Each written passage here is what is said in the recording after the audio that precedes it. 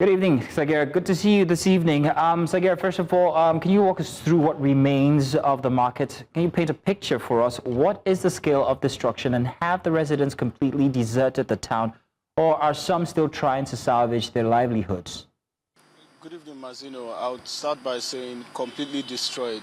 The market, there's nothing left. The bandits, the assailants raised down the market completely. Sadly, a lot of individuals lost their lives during the incident. Take, for instance, when I got to the market, of course, it's customary that as a journalist, you would look for the chairman of the market to speak with him to ascertain the amount in naira or in dollars or in whatever denomination, that traders had lost. But sadly, we understood, we heard that the chairman, unfortunately, was the first person who was indeed gruesomely slaughtered by this assailant before they went on attacking others and also killing them.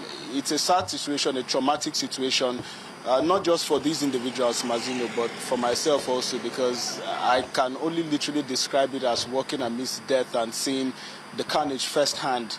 The experiences of these people, their call especially for the establishment of a military barracks as the only measure at this point that would curtail the attacks by these assailants, especially considering the fact that at this moment they are threatening to return to the market in spite of the fact that there's nothing left there. Mazino, if you see from the visuals, it's not just the market. Now, Kasuwan Daji, although in Hausa means, in English translates loosely to Kasuwa, but then, or a bush market. But then it's actually a community in Borgu Local Government. The assailants did not spare the community and attack the market alone.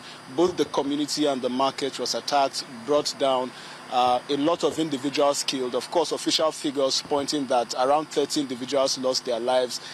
But then the people of this community put together a list numbering about 50 as at the time that had left the community who sadly had lost their lives to this ugly incident.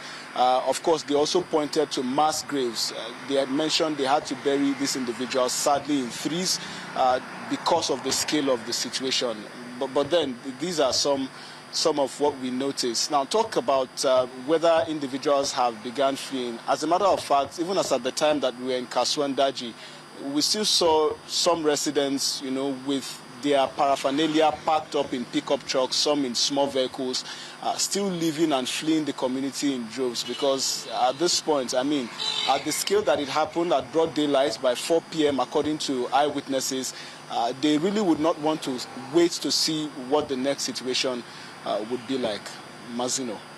Well, Sagir, thank you very much for bringing us that report there. I can hear the rest of the story in your voice. It's such a shame that you have to experience that in the line of duty.